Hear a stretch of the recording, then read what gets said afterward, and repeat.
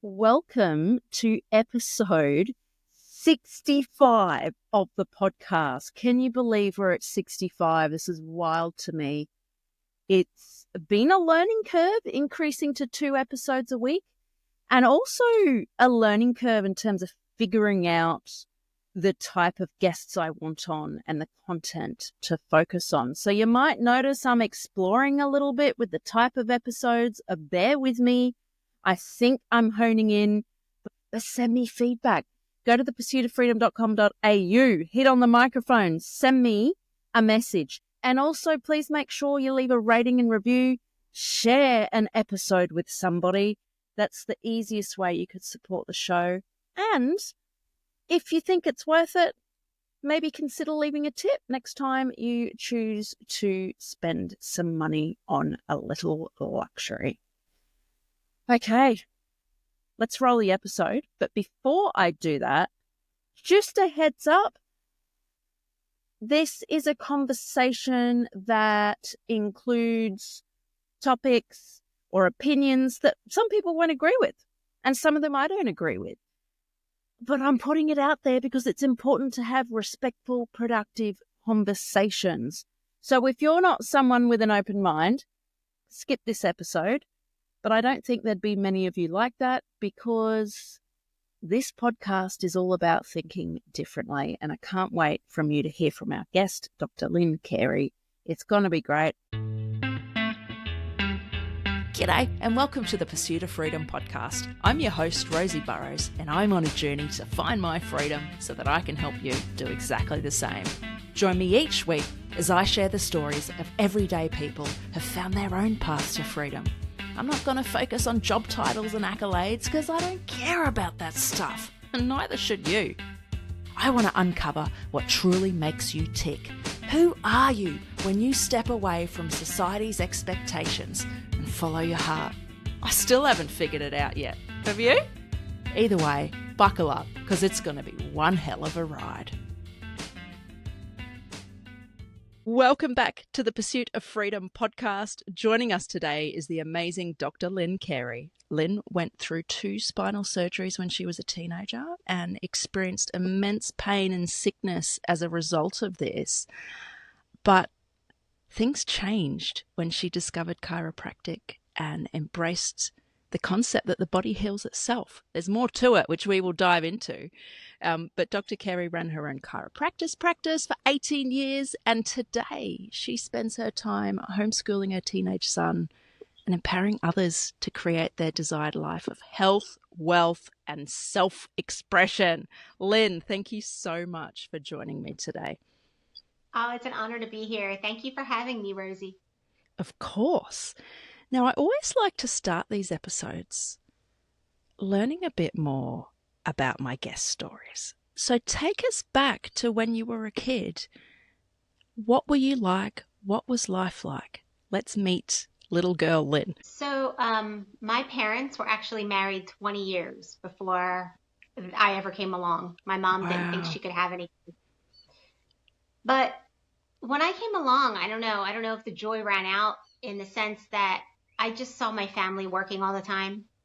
And there still spoke like there wasn't enough. Life is hard. And I didn't see much joy or happiness around. So I really questioned, like, there's got to be more to life. And I hated school, even though I did well. I did what I was told, studied, got my A's, stressed out, worried about all that kind of stuff. But I just hated it. I didn't feel like I related, even though, I had friends, I was popular, I felt that way, but it felt like a facade. I didn't feel like I could really relate to other people because I thought I just was looking for more.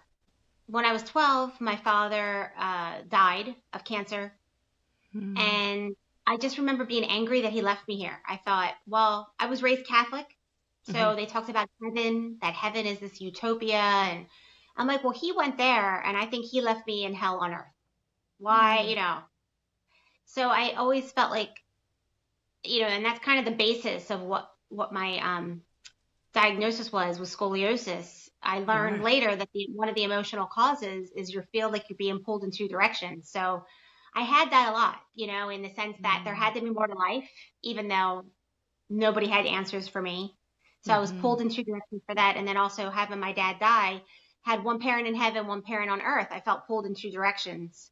And I had the S-shaped scoliosis, which, it's going in two different directions. And that was the foundation of, when I eventually ended up having Parrington rod surgery, where they put rods in my spine, because I just followed what the medical world said. So, So there would have been, a lot of anger and all sorts of big feelings then, losing your dad and dealing with all this stuff. Now, you mentioned the procedure you had on your spine. Can you tell us a bit more about that? Because I get the impression your thoughts on that today are probably quite different to what your thoughts were back then. Well, can I tell you, when I got to chiropractic school, that was actually one of the surgeries they showed in chiropractic school in the beginning. They were like, look what they do to people. Look how horrible this is. And they had the surgery on TV, and I was like, oh my God. Like, I couldn't even watch it. I felt like I was going to throw up, And then when people found out that I had that surgery, I was like a specimen. Everybody wanted to feel my spine. Oh my God. Oh my God. I was like the walking weirdo with the that, so it was, but it was such an amazing journey to heal from in that experience, in chiropractic school. So it was very powerful. So can you tell us, why did you get the surgery? Obviously you had scoliosis, but what was the advice at the time? Well, I had actually found the bump in my back. It just felt like a bump in my back. I didn't have pain. Okay. I was 14 going into, it was probably a year after my dad died. I was going into high school. You're going through all those changes anyway. And I just remember one of my waistlines, if I looked at myself in the mirror, it was straight. I didn't have a curve on the one side. And then I felt a bump in my back, and I was like, oh my God. And I said something to my mom, and she just panicked, and we went to the doctor, the pediatrician, and he said, you have to go to an orthopedist. And we had one of the top pediatric hospitals in the world in my state. I don't look at it too reverently now, but oh dear. Yeah. And they wanted to brace. Well, they did. They braced me. And I don't know if you've ever seen a scoliosis brace. It's as hard as a brick wall. It's hard plastic. And it goes from your armpit to the top of your hips. And it wraps around you. And they wanted me to wear this thing for 23 out of 24 hours a day. Take it off 1 hour a day to shower and exercise. And I thought, okay, I need other opinions. But the problem is, my other opinions were only orthopedic doctors. So they all had the same mindset. But one doctor said 12 hours a day is enough. I was better with that. But he was a surgeon, and he said, you're a good candidate for the surgery. He goes, I think it was a label severe, the curve. So he said you would be a good candidate. And all I heard was I didn't have to wear that brace, after, because I was supposed to wear that brace at 14. I mean, not to be too much information, but this is just biological. They can tell how much growth a girl has to do. I didn't have my period yet. So I probably would have been wearing that for the next 5 years. It wasn't like I was matured. And the crazy thing is, it told me once I had the surgery, it will bring on your period. And I thought, and I look back at that and I'm like, how is so invasive in the body that we think that's normal? I mean, in today's day and age, they're still doing that surgery to people. And I just think it's so barbaric. But that's just another example of how the medical world is so far removed from natural healing and what the body does. Like, they don't honor it first. We really should have the medical world as emergency care medicine and should be second or third resort after trying other things, not first resort, because it's just so drastic. I was not exposed to any alternative mindset. Not. And you were a teenager. You didn't want to wear this horrible brace, so surgery probably sounded amazing. I mean, the brace would cut. I would have cuts under my armpits. You'd sweat in it. And you just, at that age, it's just, you feel weird wearing a brace. Yeah. It's under your clothes, but you look weird. You know what I mean? You could still tell that you got something. It was just awful. Yeah. Gosh. So let's jump forward a bit to when you went to chiropractic school. First question is, how on earth did that happen? What made you choose that? And what changed for you? everything. You know, after the surgery, they ended up taking the Harrington rods out about a year and a half later. Okay. And that was just by a miracle because I didn't want more surgery and that wasn't in the cards. I think I was already having pain. And I remember him saying, well, you have a skinny frame. You might feel the rods. Maybe it's better if they come out. And I was like, oh, great, more surgery. I didn't want more surgery. And I'm so grateful they took them out. So, but I was just, I had sciatic pain. My immune system was shot. I had to get eyeglasses. I had the chicken pox, like a strep throat all the time. Like I was just a wreck and I was never like that before. I was never physically sick. And the depression was getting worse. So I finished high school. My mom kept telling me to be successful, you have to go to college. But when I got to college at University of Delaware, it just wasn't what I thought. And I felt like I was having more of a mental breakdown. I couldn't find my purpose. I didn't want to be there. It was worse than high school for me. Wow. And the pain, like the depression was worse. The pain was worse. It all ties together, right? You know, and the emotional component is totally connected to the physical. So my boyfriend at the time, his father was going to a chiropractor and he was trying to find his major in college too. And he listened to the chiropractor and he brought home a pamphlet and he said, we should look at this. And I read the pamphlet and it just said the power that made the body heals the body. And I was just like, why hasn't anyone said this to me? Like it was like the first time in my life that I heard truth. I couldn't have verbalized that at the time, but it was like it resonated. I gave myself like that semester to it was my second year of college, that semester to kind of just look into it. That wasn't a legit profession because my mom was right away, oh, they're quacks. You don't want to do that. I'm like, no, I think there's something to this, you know? And I just went. I didn't even get adjusted. I just went to chiropractic school on the philosophy and started getting adjusted there. And it literally changed my life. It saved my life in so many ways because I found purpose. I found truth. It opened the doors to not only me learning to heal myself, but spirituality and learning other ways to live outside of this mainstream matrix that they tell us is normal that I think is causing so many people depression and unhappiness. You know, hearing you talk, I'm quite surprised that chiropractic school had this, I guess you'd call it the philosophical or spiritual component. I very much assumed it also was clinical. So can you share with us some of what you learnt there? You know, I believe our profession is very split because I do believe the bureaucracy, the medical world, all the crap has infiltrated chiropractic as well. For us to become doctors and licensed, we had to kind of sell ourselves a little bit and we have to pass all these boards. So I had to learn what the medical world learned, which is fine. It even proves to me more that they don't understand health and healing. Because when I really looked into it, I was like, all they do is want to know what symptoms you have so they can label it, so they can drug it or cut it out. They don't talk about what we learned. I mean, and also there's a lot of chiropractic schools that do not have the philosophy of chiropractic because they sold themselves.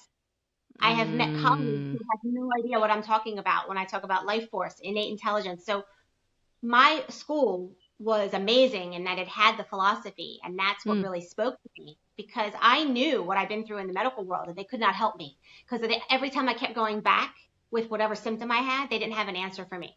It was either an antibiotic or a painkiller, physical therapy, and none of that worked. So this philosophy, I mean, the founder of our school used to have philosophy meetings once a week and where he'd speak to the whole group of the student body. And he would say, he would drop his car keys, right? And he'd be like, what happens every time you drop your car keys? They fall to the ground. It's the law of gravity. Just like the law of gravity, your body heals itself every time. It's always making itself new. You have to remove the interference so that it can heal itself.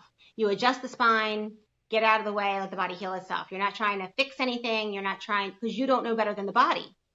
Because we recognize that there's an inner wisdom, and we called it innate intelligence. Just like there's a universal intelligence that runs the world, right? That this moon comes up, the stars, the sun, all these things, right? The oceans, like you think about the wind, the air, like we're not controlling all that. Well, there's that same wisdom, right? There's that same wisdom in your body, innate intelligence, that all your organs are working as we're sitting here talking. Can you imagine if we had to consciously control that and talk, it wouldn't happen. Like there's millions of functions going on. So why do we ignore that when we get so-called sick and symptomatic? How about looking at, well, what's the body trying to tell you? What are the symptoms trying to do? So we honor the natural process of the body before we pop a pill. You know, you could get adjusted, but we're also going to let it run its course, because the more you let your immune system do what it has to do without interference, without the drugs, without interfering with it, it gets stronger. Your symptoms get less drastic the next time. But see, no one is taught that to be okay with the symptoms, right? Let the fever run its course because it's healing the body. Every time you're suppressing it, it's killing off cancer cells. It's burning off things that aren't good for the body. So every time you take an Advil or a Tylenol to bring down the fever before the body's done, you're letting all that debris sitting there. So it's like you think about the body in a whole different way, right?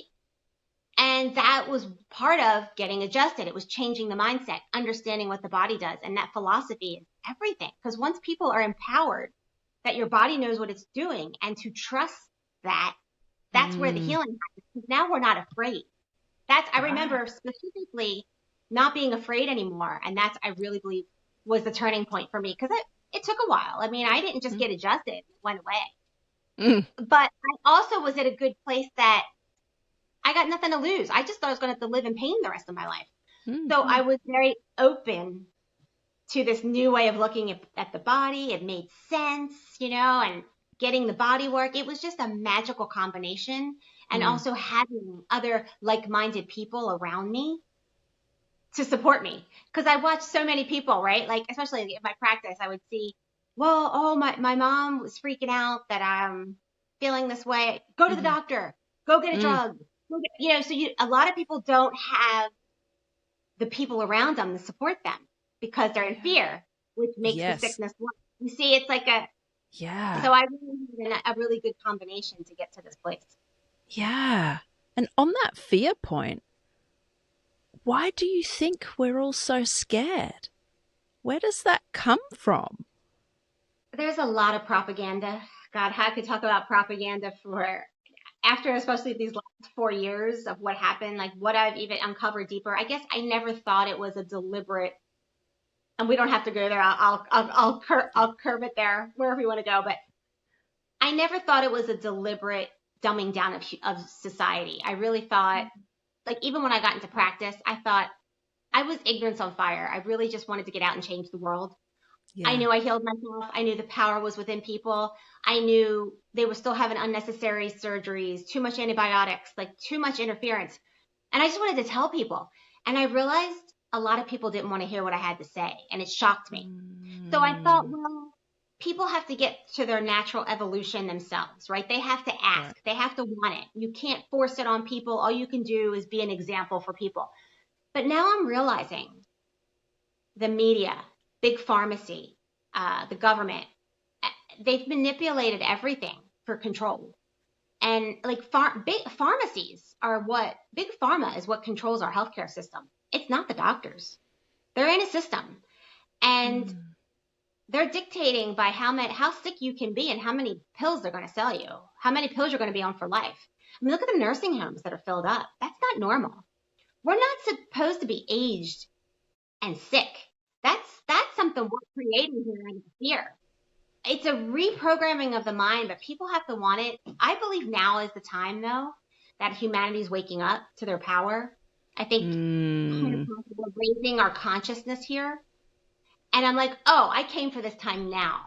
I really believe that. And that's why I'm really passionate about sharing my message, because people just need other examples. You know, you need an example, because we don't have enough stories of healing and how it works. Even stories of fear. And I mean, and you see what runs the world, like the pharmacy and their ads and all the stuff that's on there. I mean, they have a drug for everything. You gotta love it. I mean, how about all the people on antidepressants that may cause suicide? I mean, if you ever hear the like symptoms or the side effects, it's scary.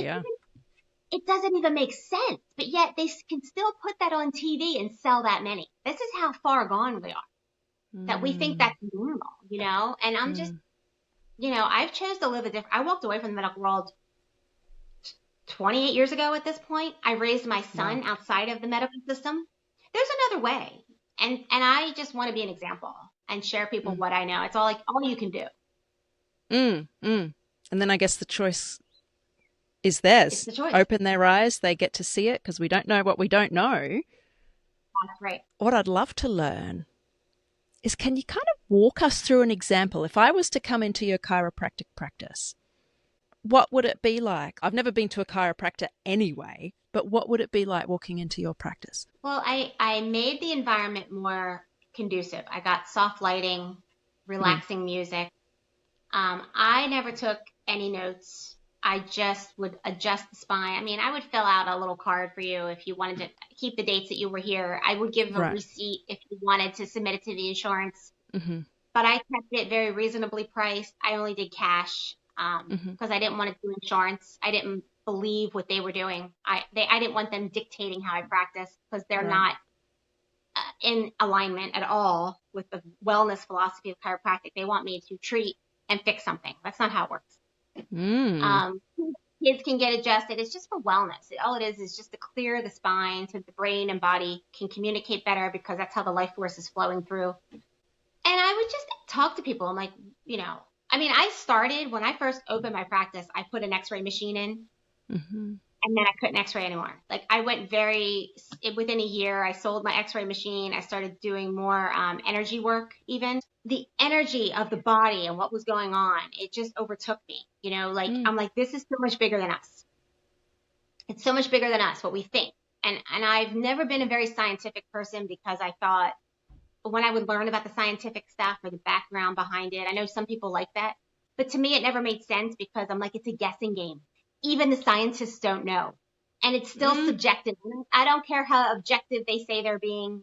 It's usually leaning towards human error. And we don't know. Right. We need to rationalize things. It was bigger than me. Like, I knew I have pieces of my spine missing because of my surgery, and I'm out of pain. It doesn't even make sense. We kind of have to surrender to miracles are normal.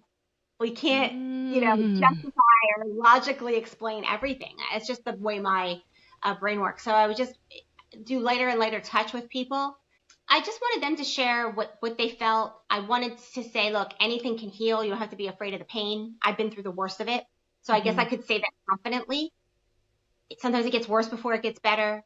And I also wanted to connect the dots with them. I'm like, are you happy in your life? Like, what's going on in your life? Are you more stressed out than usual? And a lot of people would say no, but they would describe their day. And I was stressed out listening to it. So we have normalized high stress, and the only way sometimes people will stop and make a change in their life is if their body breaks down. So usually I try to connect that for people. Right. Something's not right now, whether it's the relationships, family, the job you hate, money problems, I don't know, not living your purpose, not really living the way you feel free and fulfilled. That's part of well-being. That's what we came here for. And, when you're living like that, your life force, whatever life force is running through you, is at its 100%. Miracles happen at that place. But when you're trying to be safe and secure and live in this matrix box that you should have this, and this is why people have midlife crises, because that's not happiness. That's not what we're here for. And that's where the dis-ease starts to come in. So I really would try to connect people with that. I would recommend books. I would put out different information in my office. I would put a different inspirational quote on the board every week, because people needed to change their mindset. And I didn't want to fill them with fear. There's no reason that we have enough fear. No reason to go to fear. We need to go to the empowerment.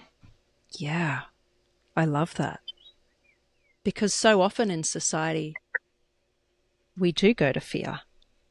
And all the propaganda out there, it's fear-driven, I would say. Very little of it is from a place of empowerment. Absolutely. So tell me, all of this is sounding amazing. So why did you end your chiropractic practice? Well, I got in as ignorance on fire. And as I realized I didn't know anything about business or money or running a practice, the more I learned in that respect, I came across a book called Rich Dad, Poor Dad by Robert Kiyosaki. And it was just like when I discovered chiropractic, it forever changed the way I looked at health and healing and life. That book forever changed the way I looked at money, because I realized we have to have cash flow, assets. It was a whole different vocabulary that, it weren't taught in school. Most people don't understand it. No. So it was like that alternative path, just like chiropractic was that alternative path. And the more I saw people in my practice, I'm like, people need time and financial freedom to be really healthy, because they're choosing healing modalities on what they can afford, what their insurance pays for, which usually isn't health. It's disease based. If they want to buy organic, if they want to have take time off, all this was affected by time and financial freedom in my mind. I saw that. And I thought that's such a key element to well-being, and how you take care of your body and your healing and time, and just to be free. Like, we shouldn't be living in this rat race where we're busy all the time. I mean, even how we keep kids in school all day and then busy with activities after school, or they have a side job. Like, I think about it, it's exhausting. Like, that's what was part of my sickness. I had no time to rest. We rested on Sunday. It wasn't enough for me. And then my mom even made me get up early on Sunday and go to church. Like, I wanted to shoot myself. It was ridiculous. But I see like, nobody can be still, and just chill. Like, why are we busy all the time? It's this shortage of time. It's the shortage of money. It's the shortage of, it's not enough. I find it in everywhere, right? So as I expanded, I just saw this, and I was always an entrepreneur at heart, from my practice to I did rental properties and then I discovered network marketing. And to me, it was like the end all be all. I thought, okay, this is a business in a box. If you choose a company like I did that it supports health and well-being, whether it's nutrition and products that don't have chemicals, all those things were important to me. So I'm like, well, why not shop from your own store and build legacy wealth? And you could do it alongside of what you're already doing in your life. So it's not like it has to be stressful. It can be something that you don't have to make a drastic change, but you can learn to create healthy habits for yourself, financial freedom, because it starts in here. And it's all personal development. And I thought, I really just fell in love with it. And I'm blessed because I feel like I found so many passions in life, with chiropractic. Chiropractic is my first love. So how could I walk away from my practice? I felt a lot of guilt. Yeah. But after 18 years, it was just time for me to spread my wings and feel like, chiropractic, it's still a way of life for me. It's still who I am. But I don't have to be confined to a practice. I didn't get into it to fix people. And I felt like people wanted me to fix them. I wanted people to do the inner work. And so I thought, now I can work with less people who actually want to do the inner work to create and empower themselves. That became more exciting to me. I've just been on too many levels of healing deeper. I think even a lot of chiropractors, I've seen friends of mine who have, to me, they've compromised their principles because of money. They started taking insurance, running a regular, their practice became more medical-like, office-like, because that's the way to support yourself. You have school loans, office overhead. I get it. But I never could practice like that. You realize what mainstream has taught us. There's another, everything. Even like family, relationships. I look at it, I'm like, are you with people because it's a codependency? Are you keeping each other down? Or are you with each other because you're empowering each other to be all who you can be? I mean, I came from a family that's very codependent. They're not lifting each other up. Stay here with me. We all suffer together. You can't have more than me. This old school Italian, they fight each other. It's crazy. And I just, I outgrew that too. It's like, I just started looking at everything, relationships, money, like, what are we doing here? People need to follow their dreams. They need to follow what inspires them every day, and it's going to look different for everybody. But I think there's there is a blueprint of things that you can do that are easy, basic steps to get you out of the rat race. So it's not so scary. And that I'm always finding truth. And I've always lived like that. So yeah. Could you share with us some of those easy steps that people might be able to implement to get out of the rat race? I think one of the easiest things is just becoming aware of what you want. Like, really, you got to be truthful with yourself.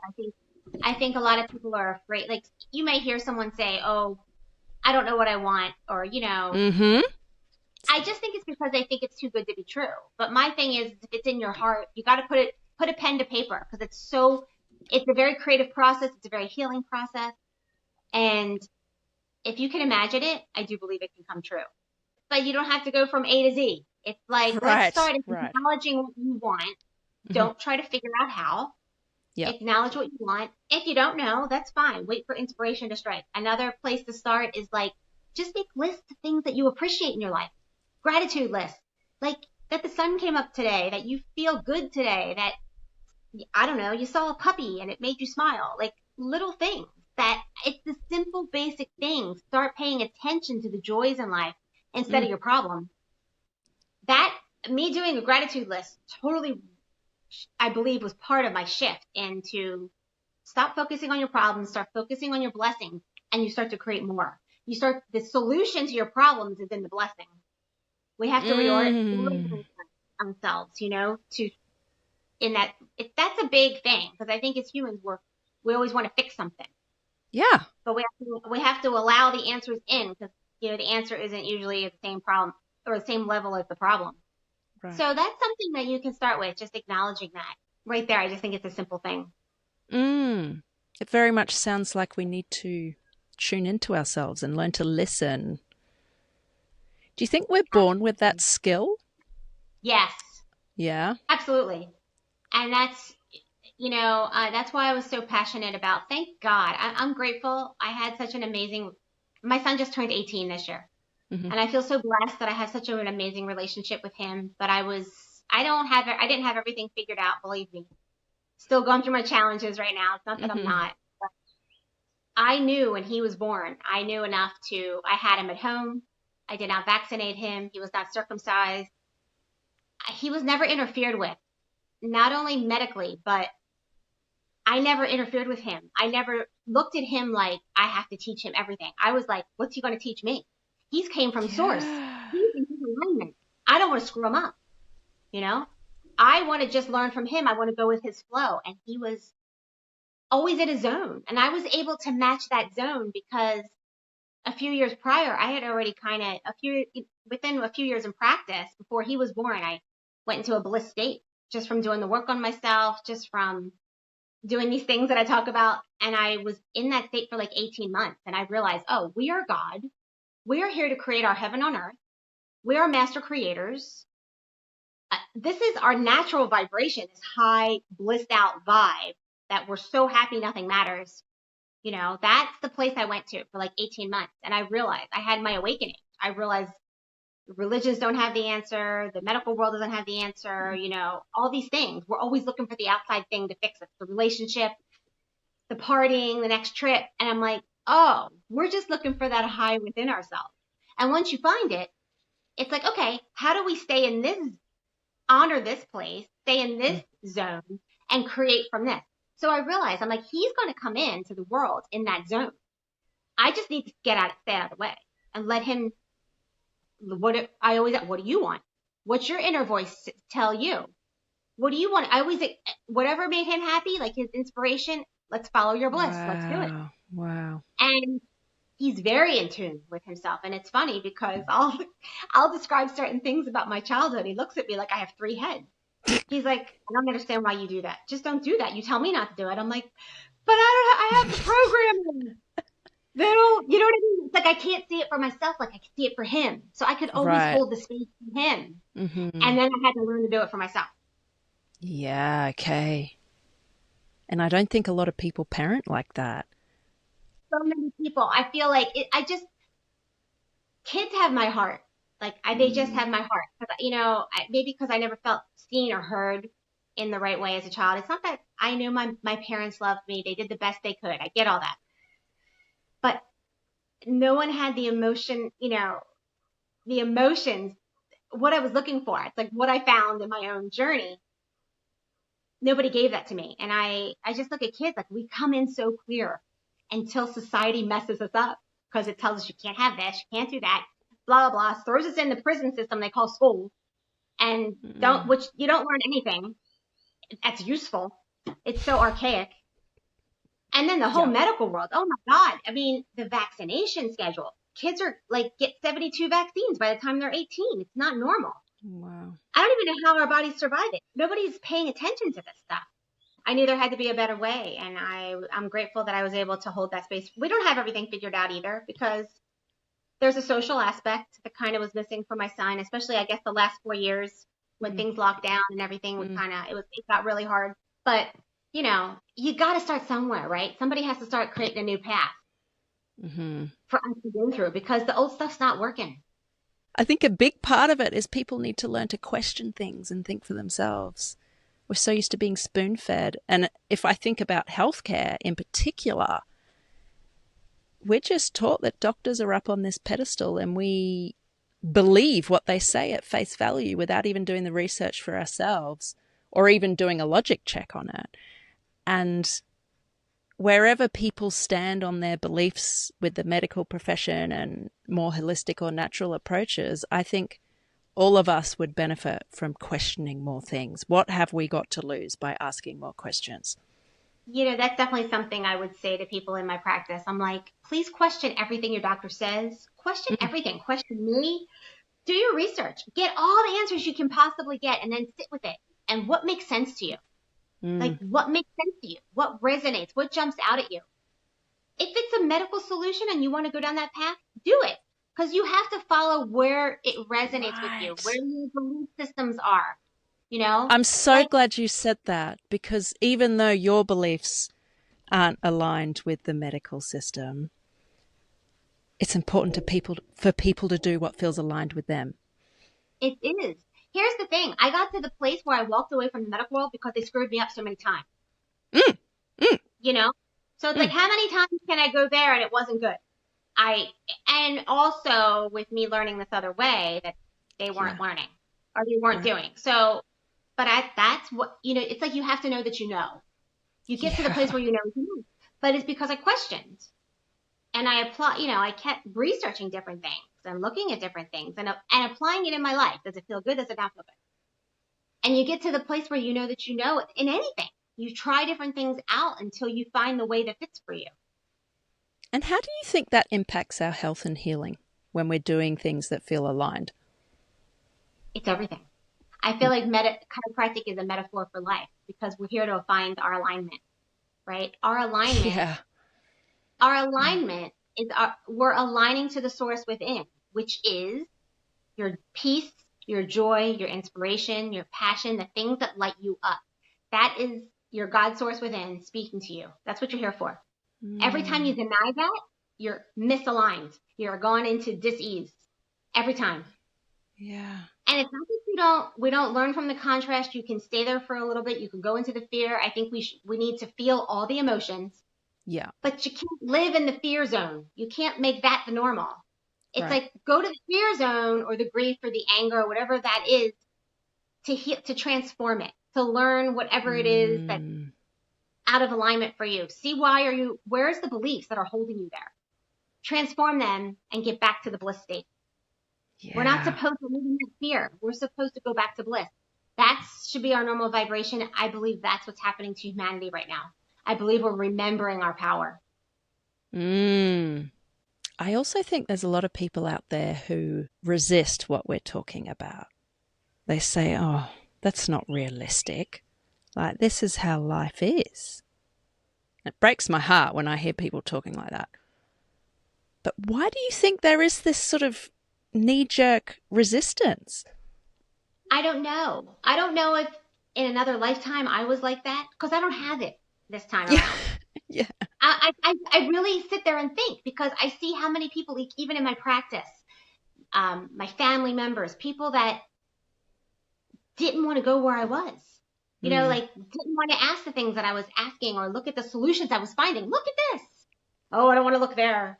Yeah. You want to stay in your pain and suffering. So I'm like, okay, either I had other lifetimes where I did that, because that's just the path they need to explore as a soul right now. Because I don't have that filter. I almost feel like maybe I need to have a little more safety and security, because I don't live there at all. I'm the person who will jump off the cliff and figure it out as I go. I'm like, oh, I like that. Let me go. Just like I went to chiropractic school. I had no idea. Yeah. It's always worked out. Like, I can't say, because I've always done my best and I've always gave it my all. And that's part, and that created a magical life for me. So that's why I say, like, okay, you might not have all the answers to figure out your dreams, but the challenges that you face is the stuff where your soul wants to explore and transform. That's where the magic is. So it doesn't have to look perfect. It just has to be experienced. Yes. you know, and I'm like, that's where it is. And I don't understand. I really cannot understand why people do not want to wake up or look at something else. I just don't. I don't, like I said, I don't have that chip in my body. Yeah, I don't yeah. understand. And I try to hold compassion for people if they don't want to know, but I can't stick It's around if they difficult. don't. Yeah. Like, I can't stick Yeah. around long if they don't. Like, I can't hang out with you if you're going to sit there and Hmm. talk to me about your problems every day and not do something to change it. Right. I want to grow. I want to learn. I want to Hmm. explore. I want to Hmm. evolve. So I don't get it. So I don't have an answer. If you figure it out, please let me know because I think about it a Yeah. lot. I do too. And I think part of it is social conditioning. You know, we've been groomed to just this is the way we do things, and we become so shut off that we don't even know what our own beliefs are anymore. But I still wonder why we resist learning new things. I love asking questions and learning new things. I won't necessarily agree with it all, but I love having a good debate and learning other points of I view. I think people are missing out, but I'm curious actually to hear your thoughts on this. It's something I've been exploring. Does it take hitting rock bottom for us to be willing to work on our mindset or consider other possibilities? Because a lot of people I talk to on the podcast, they've been through some big shit, right? And it's often when they're down there that there's this big transformation moment. So do people have to get there to be able to transform? I think yes and no. I've unfortunately Mm. I've had to have craziness happen, rock bottom for me to get the awakening. And it's not even to say that I wasn't doing the work before I had to like lose Right. but I needed the experience of that to get the understanding Mm. because a lot of times I always called it this, there's like an invisible web that was holding me back that I couldn't understand. All that programming is so normal. It's like it becomes subconscious a little bit until you're faced Mm-hmm. with something that makes you face it. The Mm. beliefs, the thoughts, the fears. But I don't think it has to be. I do think we have created so much suffering that we have to go through. I don't believe all that suffering is so necessary. I think maybe that's what Mm. we're evolving out of. I do believe I suffered a lot in this lifetime. To me, I believe it's all part of the journey and it gave me what I needed to. But do I think it Mm-hmm. has to be about the suffering? No. I think we can Mm. evolve and learn without the suffering. Maybe that's what we're coming out of. But I know I've been Yeah. through a lot of things. And that's usually, unfortunately, where I had my biggest aha moments when I was in Mm. the, what is it, the pit? Like you're in the worst part, of Yeah. Do you resent those experiences? no, Mm. I don't. Like, for instance, like I look at now, in 18 years that I was in practice, I've never seen someone come in with x-rays of their spine because they always want to show me everything. And I didn't care what their x-rays were, but I had to, you want to honor somebody's story, you look at it. Right. I've never seen a medical doctor know what they were talking about when they were looking at the spine. Ever. They don't get it. They don't get it at all. So what I had done was so barbaric, really, but would I change it? No, I wouldn't change it because I am so free with my health. Like I don't have I hear people's thoughts about health and the way they look at their body and this crap they're Mm-mm. going through with their body. I don't live there anymore. Like I am free. And that's because of the crap I went through with my spine, like Right. it empowered me. So I'm grateful for it. You can't, how do I change that? Absolutely. Yeah. And you wrote a book, didn't you? I think it was released during the pandemic, was it? Was it 2020? I wrote it, I wasn't done ever figuring everything out. I was still working on my business and financial freedom. But when we locked down, it really upset me because I Hmm. did not believe what they were saying. I knew it wasn't right what was happening. And everybody was mad at me for speaking up. That was even crazier. I'm like, oh, here we go again. I'm like, when I got into practice, nobody wanted to hear what I had to say. Now here we are, and people are not wanting to listen again. No I one's don't. willing for an open dialogue. Yeah. So the only thing positive I could think of at the time, I like to write. Like I'm a journaler.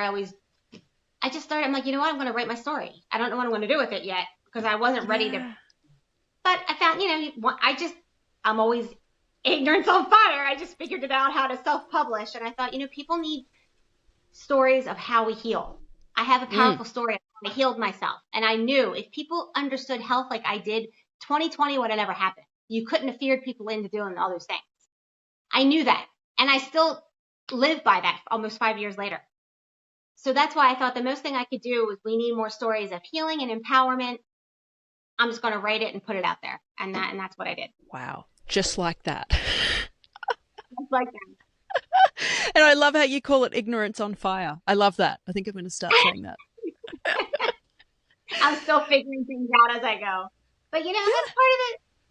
That's life. I think people think you get to a certain age and you're going to have it all figured out or accomplish all these things. I'm like, no, I'm going to keep trying new things. I want to keep going and evolving. Yes. That's death. Living is you keep having interest and you keep doing things and you change yourself and you grow. So I just turned 50 this year. I feel like I'm just getting started. Yeah. And I think that's how everybody should feel. Agreed. Why not? Give ourselves permission to live. Yeah, I feel better physically now than I did when I was 19 years old. I was like 90 when I was 19. I was such a mess. So now I'm like, nothing's going to hold me back now. Let's go. This could be controversial because I have no idea where this is going to go. But what are your thoughts on, I don't even know how to phrase it, I guess traditional medicine and people who do see benefit from that? Is there a place for that, or do you think that's part of the problem as well? I think you should do whatever works for you. That's fine. Mm-hmm. But you really have to be honest with yourself. Like, do you want to live in a diseased, fearful state where you need a pill to survive the rest of your life? I think you could take things temporarily, but I think you need to look at not only your habits of around healing. And I'm not very strict when it comes to like diet, nutrition, exercise. Yeah. I think we should get to a place where I live, which is you're following your inner guidance of what you feel like you need to eat. I definitely eat cleaner than probably most people. I stop when I'm full. I don't eat as much as the average person. People who are overeating are not in tune with themselves, I try to get the chemicals out of my food and my products and things like that as just my normal. I try to buy things that are clean. But I really am also mindful and I enjoy my food when I eat. And Yes. I'm not going to just have a cup of coffee to have a cup of coffee because I need the energy of it. Because it doesn't, I can have a cup of coffee and go right to sleep. I want to have a cup of coffee because I can sit in the moment and have a Zen moment. Like I'm going to chill for a minute. Like that's my time. You know what I mean? There's a different intention. Yeah. So I believe people need to get into that zone. I think that's it. There's an important aspect of that, but more so, what's the emotions going on in your life? That's causing this dis-ease. There's an emotional cause. There's a mental cause. A lot of times people create the disease because they don't want to face the relationship issues. They don't know how to get out of their job. But when you're sick, you got a big label disease on you. You're going to get the attention from your family. You're going to get time off from your job. But do you want to go that way? I mean, you got to be really honest. And you really have to be careful too how you say that to somebody if they're asking you. And that was the stuff I was coming up with as a chiropractor because I wanted to call people out on it. And with compassion.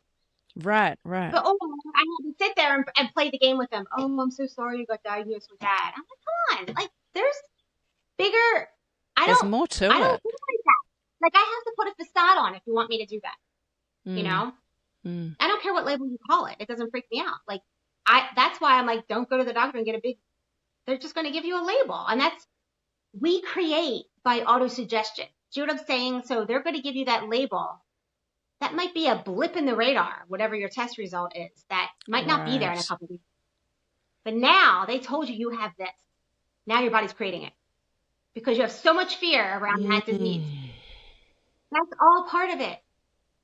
So that is like a touchy subject, right? It is a touchy subject. Somebody has to really want to hear that. So I do believe there's a lot of things wrapped around disease that it's socially acceptable. That's where you get compassion from the mainstream crowd. Yeah. The normies with the job, the family's life, the whole thing. it's just something that people have to be honest with themselves, you know? Yeah, I do believe definitely. a disease label is it doesn't have to me, it's not a death sentence. It's a time to awaken. Because Mm. that is you know, if you're hitting your bottom with that, you can awaken from that. Like it could be your greatest gift. That's what I want people to find. Mm-hmm. Mm. This has really got me thinking. So thank you for that. There's so much to this. And touching on what you were saying about labels, I think part of the danger there is these labels become our identity. Yes, exactly. Anyway, I want to end on a question that I can't wait to hear your answer to. I ask it to every single guest, and that is, what does freedom mean to you? Oh God, that just gave me chills.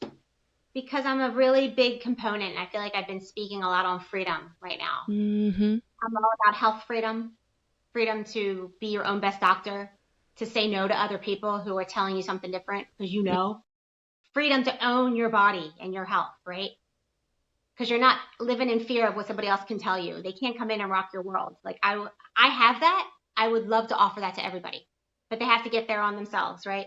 I'm Mm. about financial freedom, where you have money coming in, it covers everything you want to do to live comfortably, and you're not stressed about money anymore. Financial freedom, time freedom, and now I even relationship freedom. I've never been a big believer in marriage. I don't want Mm. the government or religion dictating my relationship. Like I want to be around people who empower me Yeah. because we want to be together, not because I'm obligated because it's my family or my spouse or you know I want to do it for free will, free choice every day because they empower Mm-hmm. me. And the last 4 years added, I never was into politics. I was never into the government stuff because every time I don't watch mainstream media because every time I would look at it, or even if I would try to understand government stuff, it never made sense to Mm. me. I could tell the Mm. people, they were just spinning in circles, never solving any problems. The last 4 years, I really dug deep and I got to the root of like for America, we have a constitution that I'm learning that I can use as a daily citizen to support my natural rights. I can go into a court as my own person, not a corporation, not, you know, they're making us the straw man by putting capital letters on your name. And that's not what my country was founded on. So I'm Mm. learning now how to apply the Constitution to get myself out of stuff. The taxes aren't constitutional. I'm learning the driver's license isn't constitutional. You know, I'm not there yet, but I'm figuring it out. Mm. And so I believe we need to be sovereign. And I think that's what's coming up right now, you know, for a lot of us. Like we're questioning all these things. I walked away from the educational world. I didn't put my son in it. And I don't, you know, that's BS to me. The whole educational system's horrible. Our Mm. economic system is horrible. You have to create your own economy. You know, so freedom, I believe, is every aspect of your life, but the freedom to be yourself, you know, Yes. freedom to follow your dreams, Mm. to live in alignment with your God source within, what makes you happy, true freedom. But I do believe, you know, when you're doing that, these little structures are going to come into question. You know, like if you're Mm-hmm. how you spend your day, who you're around, like are they in alignment with your happiness? So I'm all about freedom. I almost feel like I'm too much of a free spirit, you know. I'm learning to ground it here to create, and my goal in my life is mastery of it in this lifetime. I really want to create my heaven on earth. I believe that's what I'm doing, Mm. Mm. and I believe that's what we all came for. Wow. You're creating your heaven on earth. And don't we all deserve that, right? Yeah, And it is very much a personal journey. Like, I feel like we can have a frank and honest conversation here. And I will say, like, I am vaccinated and there's certain things that I wouldn't necessarily agree with you on. But I want to thank you for voicing what feels aligned to you and getting me to question some things and really think about that. I think a lot of people shut down these conversations with people who might not have the same views as you. And I'm not into that. I think we need an open dialogue, and your experience is so powerful. and your wisdom and your advice. And I hope listeners walk away from this episode asking some more questions. Definitely. Because can I just say something on that? That is so beautiful that you said that. I think we could all have open dialogue and conversation if we were all of us more living in our natural alignment and not so much. Yes. We would be having these conversations and learning and evolving in such a beautiful way. Right? There's too much hate. Yes. So I think that's because of all the fear stuff going on. And if it wasn't, that's why it's important for us to have these conversations, because I think this is going to shift humanity so that we can be joyous again, and we want to dialogue again, and we want to have, because we're sharing ideas. We learn from each other. Yes. So, if I had the same beliefs today that I did a year ago or however long ago, that's not a good thing to me. I want my beliefs to be developing and changing and being challenged and asking those difficult questions. That's how I want to live. And I think if everybody can get there, life is going to be so much better. But for people who aren't there,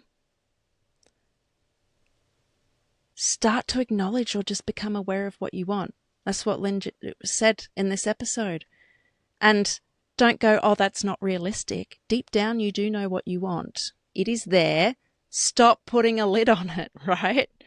Listen to yourself. And I love how you put it, creating your heaven on earth. I don't even have words. It's just, I love it. And I want to say thank you so much. I have really, really enjoyed this conversation.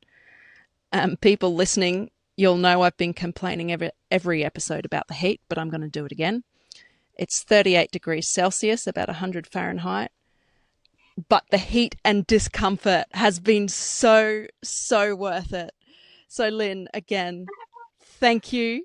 I look forward to getting this episode out into the world because I know that people are going to get so, so much value from it. Thank you so much, Rosie. You're amazing. You created such an amazing space for us to have this conversation. So thank you. Thank you.